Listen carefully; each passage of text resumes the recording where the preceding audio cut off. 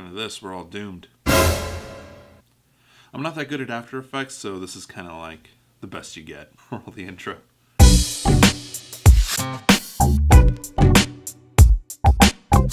What's up, everybody? AlexBeltran here. Welcome back. Great to see your smiling faces. And if you're new here, wow, great to see you too. This episode is going to be a little bit different from the normal how-to episodes that I upload every Monday, because I feel this is a very important video to make. Obviously, I'm a realtor and I spend 70% of my time calling clients or potential clients. And I've been noticing a little bit of a trend. In fact, I've been noticing two specific questions. The first one by sellers, which is, will there be another real estate crash bubble? And by buyers, is it worth me waiting for the housing market to crash before I buy? And today I'm going to answer both of those, while at the same time removing all the fluff and unnecessary things, to conserve time more than anything, because this is a topic where it should be discussed long form. I'll preface this by saying that no one knows exactly how to time the market, and no one can predict the future. All these people that you see on TV predicting financial Armageddon, they're getting paid to make these predictions, and most of them never really come to fruition. And when they do, well, a broken clock is right 2 times a day, so take it for what it is. Believe me, I'd love a crystal ball to look into the future. Yet, if I had a crystal ball, I wouldn't exactly ask for market timing. I would just cut out the middleman, ask for lottery tickets. When is Sherlock Season 5 going to air? Are the LA Kings going to make it to the playoffs this season? And will Zillow Zestimates ever be correct? Hey, don't look at me all weird just because I have different goals in life. Oh, quick side note. Zillow will pay you $1 million if you can create an algorithm that can properly price homes for their Zillow Zestimates. Now, if you're watching this video and you get inspired to make that algorithm, cut your boy a 10% referral fee, okay? So let's clear the elephant in the room. Will the housing market continue to grow at this rate? No. No, it won't. And the reason for that is because the market is doing so well right now that it can't possibly keep this up forever.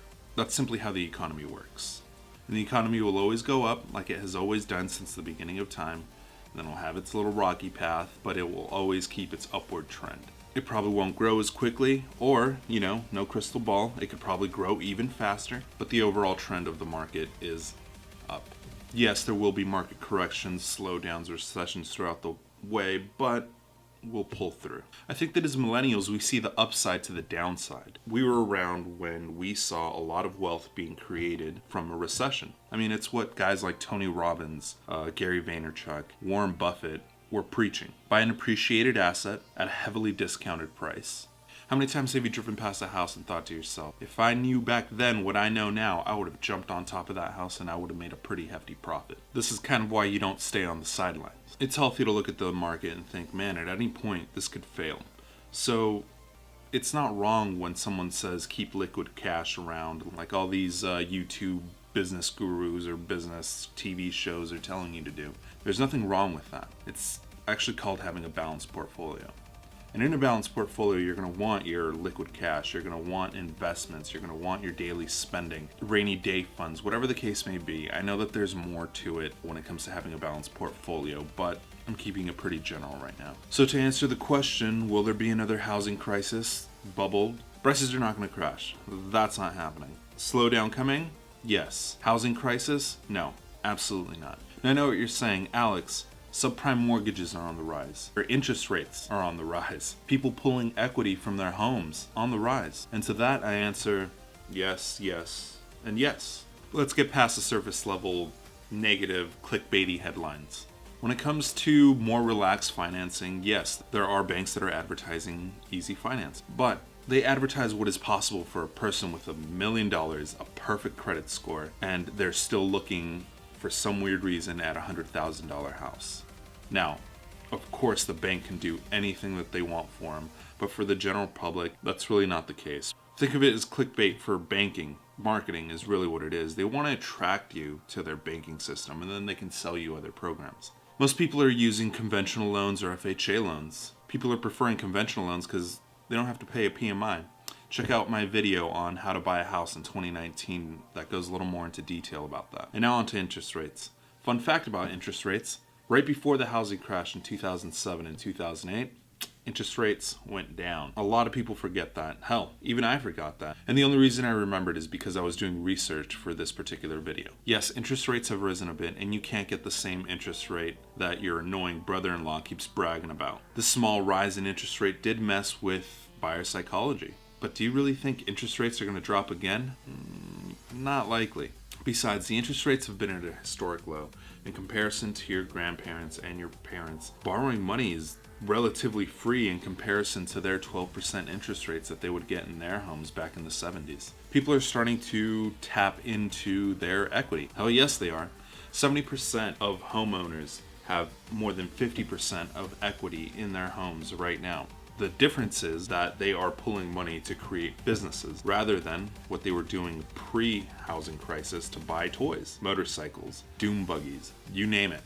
In a way, the crash in 2007, 2008 made us wiser. Now we can reference YouTube videos, books, see how to properly manage money.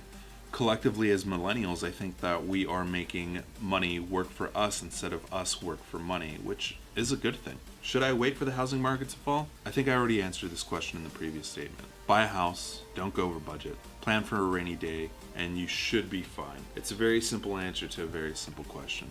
If you want to get in the game, you got to play the game. Yes, there are situations where renting is better, but in the majority of the cases, buying is the solution that millennials are looking for.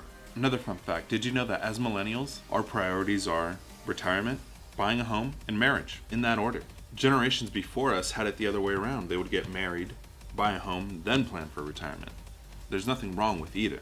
But our solution to number one is number two. Buying a house is the best way to save for retirement, especially if your landlord jacks up the rent. I mean, I can promise you one thing, he's not going to lower the rent for you. Don't doubt yourself when it comes to buying a house. Doubt turns to fear, fear turns to paralysis, and the last thing you want to do is look back 1 year, 2 years from now and think, damn it, I should have bought that house at that price. So, question of the day, what indicators are you looking at to come to the conclusion as to where the housing market is going to be within the next couple of years? I'd be interested to know. Feel free to comment down below. That's it for this video. I know I kept it relatively watered down. This particular conversation should be talked about in long form. If you guys want to debate it down below, please feel free. Do it politely. Yeah, be polite. If you like this video, don't forget to give it a thumbs up. If you didn't like it, give it a thumbs up anyway. Don't be mean. Please subscribe for more videos. Destroy it if you feel like doing so, 2020 style. Peace.